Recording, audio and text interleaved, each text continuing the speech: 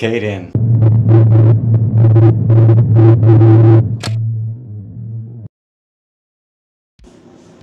And welcome back.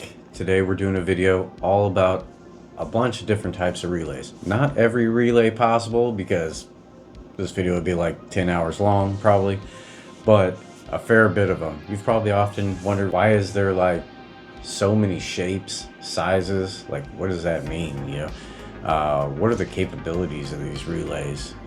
Like, what's the purpose of having so many different types? Why are the pins in all kinds of different configurations? So today we're going to unravel some of that mystery for you. So first off, we're just going back to our roots. The Bosch Mini 5-pin and 4-pin variation. Here's a quick look at the inside of one. It's got the coil and the load side. So if you've seen the original video, you'll know that the coil is in blue and the load is in orange. And for me, moving on from the Bosch is the Mini 80 amp. Here's the inside, same situation. Coil and a load side. Here we compare the relays side by side, a Bosch Mini and a Mini 80 amp. The only real difference is the size of the terminals. And moving along our family tree, we come to another branch that's sort of unrelated, the Japanese branch. There's a big version and a small version. Let's take a look at the big version first. You can see it has large and small terminals. And in this version, the coil is orientated the opposite direction of the last ones. Here's the load. You'll see the small Japanese relay is extremely similar besides the exterior packaging and the way the pin orientation is.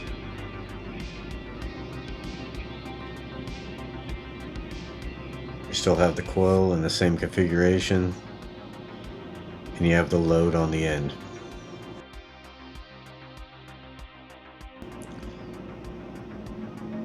And moving up the family tree, the next thing that makes sense in my mind is the micro relays with full-size terminals.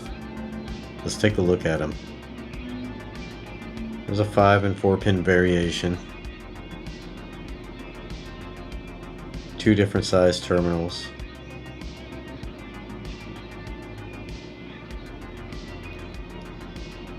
And you'll notice the relays themselves are actually in the same orientation as the Japanese relays.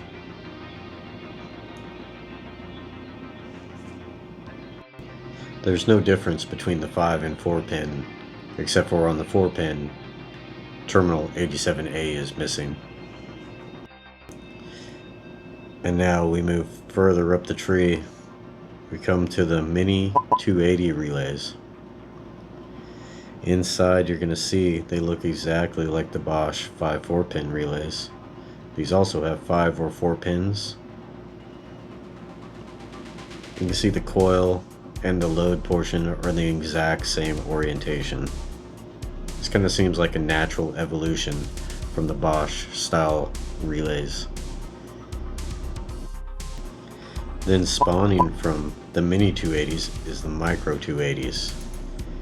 And they're super similar to the full-size pin micro relays. 5 and 4-pin variations.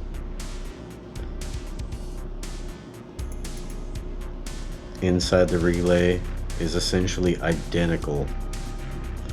The only difference is the size of the pins. This 280 format's pretty popular. And at the top of the tree, we have the Ultra Micro 280.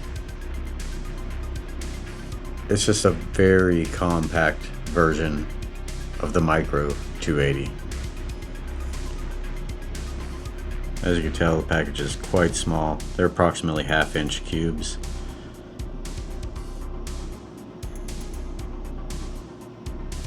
There you can see the coil and the load.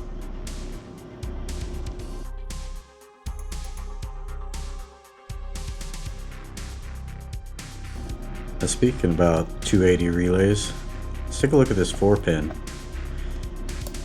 So here it is, testing in the proper orientation. And the interesting thing about these is because of the way they're constructed is you can take them out, flip them 180 degrees. As you'll see during this test, it's going to test good both ways. And the reason for that is the coil and the load are on diagonals. And here we can see the same thing for the Ultra Micro 280. We'll test it in one direction or one orientation, and we'll flip it around and test it the opposite way. It tests good both ways. So next time you open a fuse box, you're gonna 100% be able to see that pin format and say, hey, that's a micro relay. Hey, that's a big Chongus 80 amp relay. Is that its real name? Probably. Now I want to introduce a whole new subject with relays: resistors and diodes. Here you can see the resistors added to the diagrams. They're just across the coil.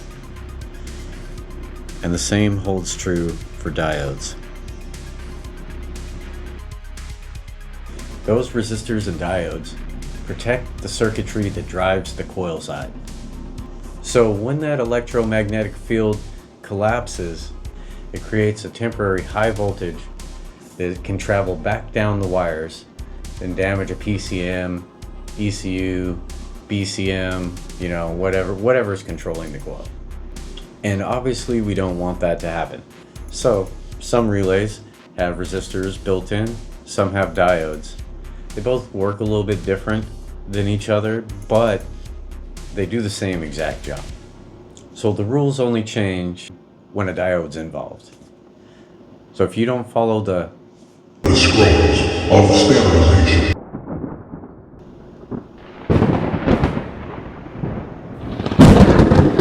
then you're gonna have a bad time.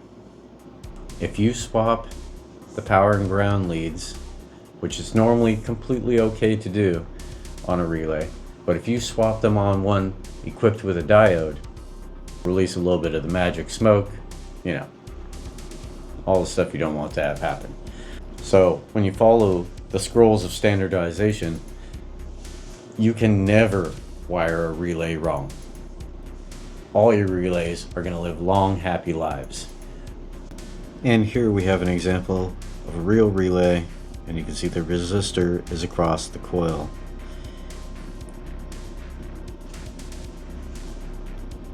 Here's one with a diode.